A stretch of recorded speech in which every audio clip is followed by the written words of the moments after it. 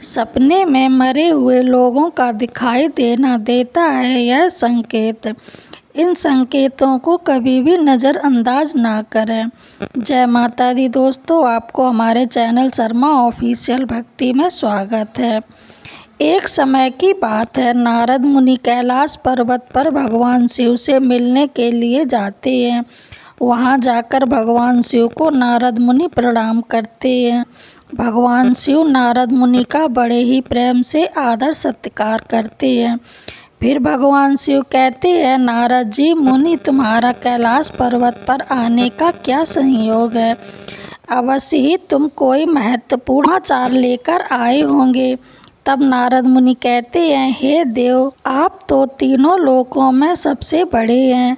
आपसे कोई भी बात कहाँ छिपी हुई है। आपको समस्त चराचर भूत और भविष्य का भी ज्ञान है। इसलिए मैं आपके पास एक महत्वपूर्ण प्रश्न लेकर आया हूँ।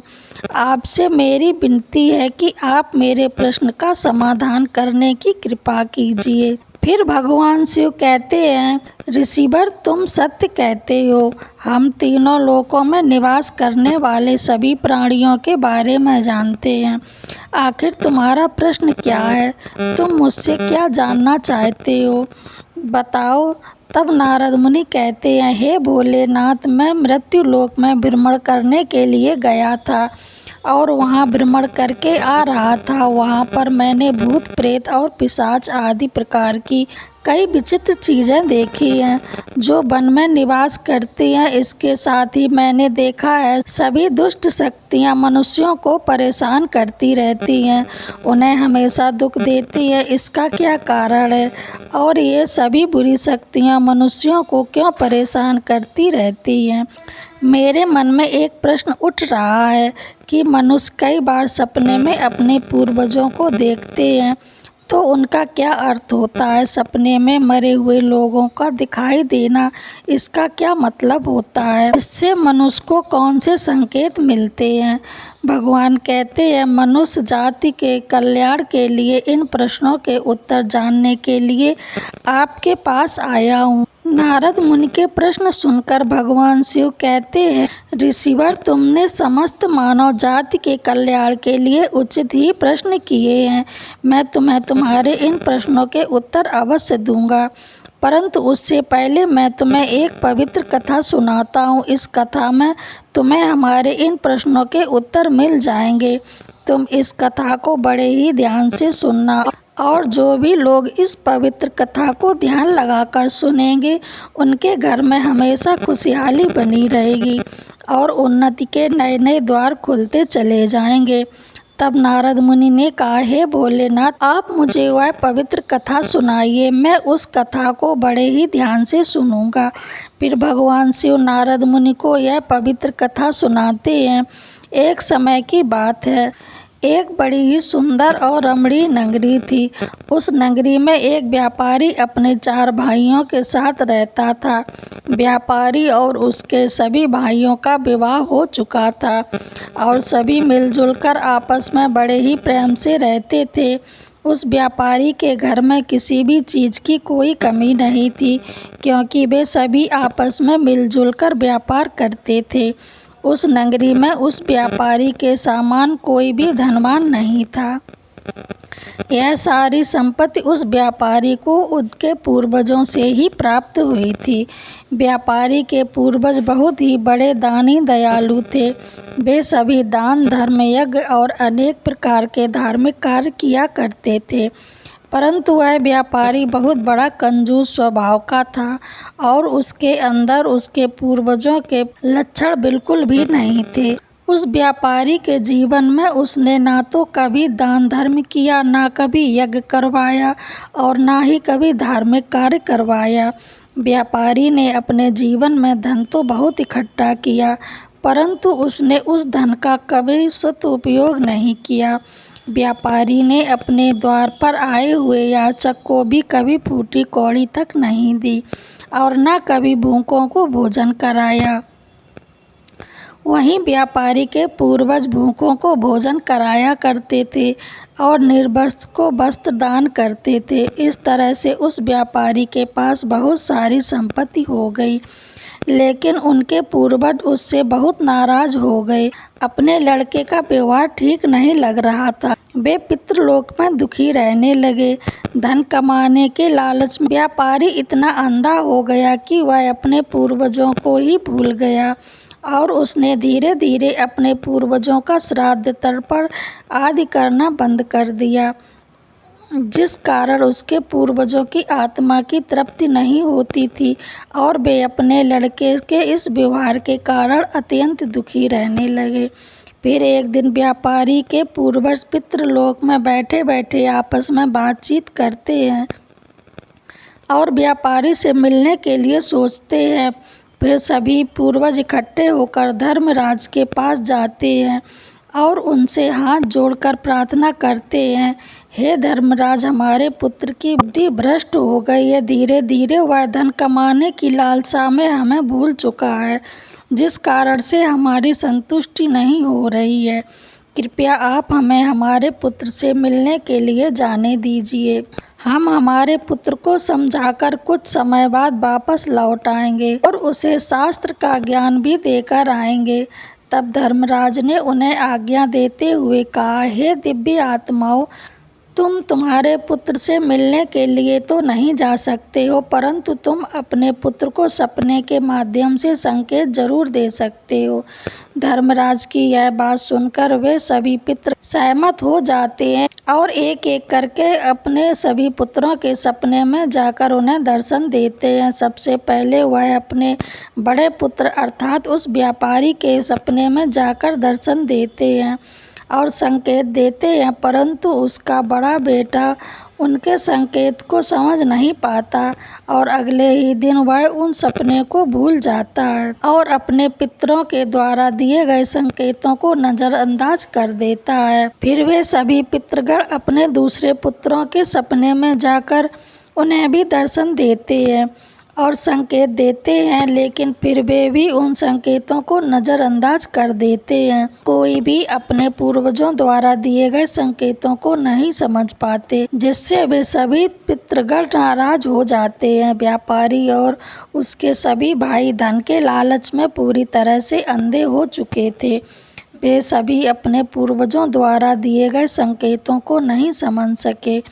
फिर भगवान शिव कहते हैं, सुनो, इस तरह से पितरों के सपने में देने के कुछ ही दिनों बाद उस व्यापारी को व्यापार में नुकसान उठाना पड़ता है और धीरे धीरे करके उसका व्यापार चौपट हो जाता है, जिस कारण से उसकी सारी संपत्ति नष्ट हो जाती है और धीरे धीरे करके उन सभी भाइयों में लड़ाई झगड़े होने लगते हैं। अपने पूर्वजों द्वारा जमा की गई सारी जमीन जायदाद और यहाँ तक कि अपने घरों को भी बेच डालते हैं और पूरी तरह से वे सभी बर्बाद हो जाते हैं। सभी भाई अलग अलग हो जाते हैं और अपना अपना लालन पोषण करने में लग जाते हैं। स्वर्गलोक में पितरों को अपने पुत्रों की ऐसी दुर्गति देखकर बहुत कष्ट होने लगता है। यह दृश्य देखकर वे सभी पितृगण बहुत ही दुखी उदास हो जाते हैं।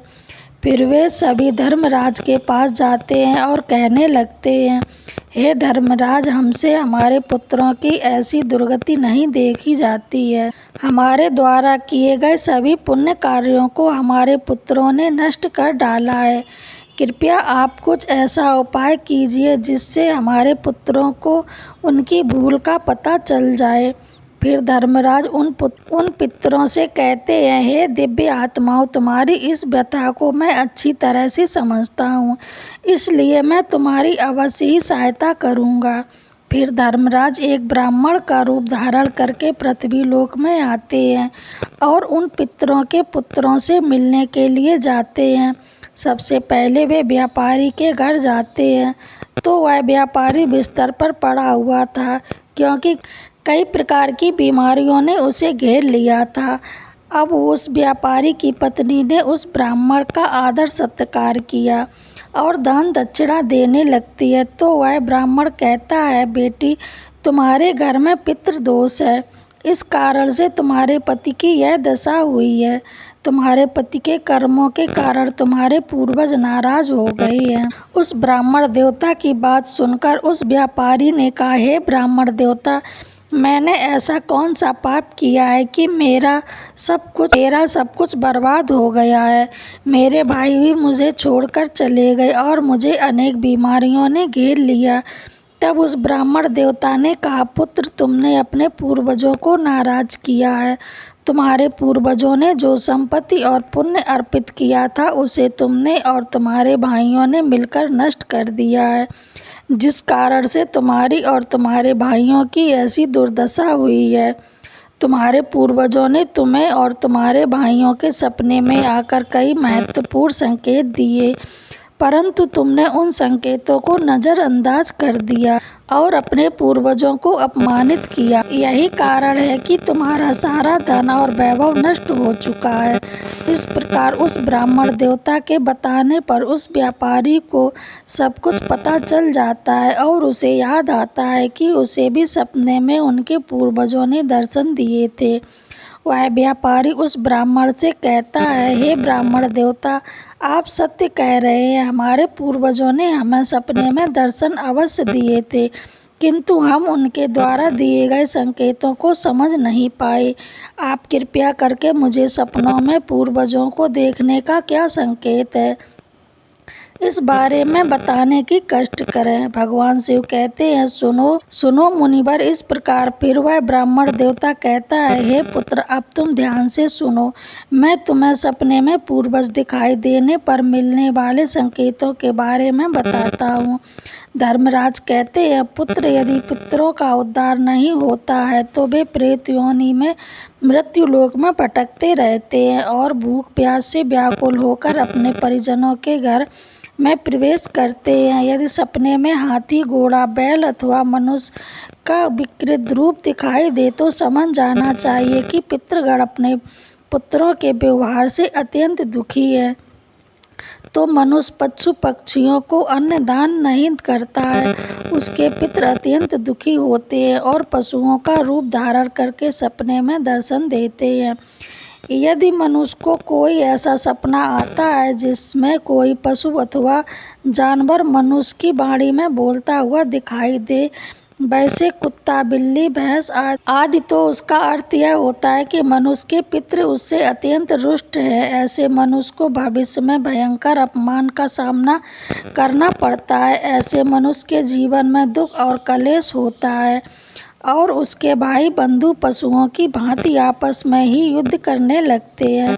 धर्मराज कहते हैं, यदि सपने में मृत परिजन कुछ मांगते हुए दिखाई देते हैं तो सपने को मनुष्य को कभी भी नज़रअंदाज नहीं करना चाहिए। इस सपने का अर्थ यह होता है कि उस मनुष्य के पूर्वज असंतुष्ट हैं और उनकी पितृलोक में तृप्ति नहीं हो रही है। जिस मनुष्य को सपने में उनके मृत पूर्वज कुछ मांगते हुए दिखाई पड़ते हैं, उस मनुष्य का सारा अन्न भंडार धीरे धीरे समाप्त हो जाता है और वह दरिद्रता में पड़ जाता है। उसकी हालत एक भिखारी के समान हो जाती है। इसलिए उस मनुष्य को चाहिए कि तुरंत ही अन्नदान करे, जिससे उसके मृतक पूर्वज संतुष्ट हो सके। यदि सपने में अपने कोई पूर्वज क्रोधित अवस्था में दिखाई देते हैं तो उन मनुष्य के पूर्वज उनके कार्यों से संतुष्ट नहीं है और वह मनुष्य जो भी काम धंधा करता है उसमें उसे नुकसान उठाना पड़ता है। उसके द्वारा दिए गए सभी कार्य व्यर्थ हो जाते हैं और उनका कोई फल उन्हें प्राप्त नहीं हो पाता है। यदि सपने में पूर्वज दिखाई पड़ते हैं और अचानक अदृश्य हो जाते हैं तो आने वाले समय में उस मनुष्य पर कोई बड़ा संकट आने वाला है, ऐसा समझना चाहिए। यदि सपने में कोई मनुष्य अपने मृत परिजनों को रोता हुआ देखता है तो उनके पूर्वज उसे यह संकेत दे रहे हैं कि उसे भविष्य में नुकसान उठाना पड़ेगा और उसका सारा धन वैभव नष्ट हो जाएगा। उसे भयंकर दरिद्रता का सामना करना पड़ेगा। आने वाले संकट की घड़ी को देखकर पूर्वज सपने में रोते हुए दिखाई पड़ते हैं।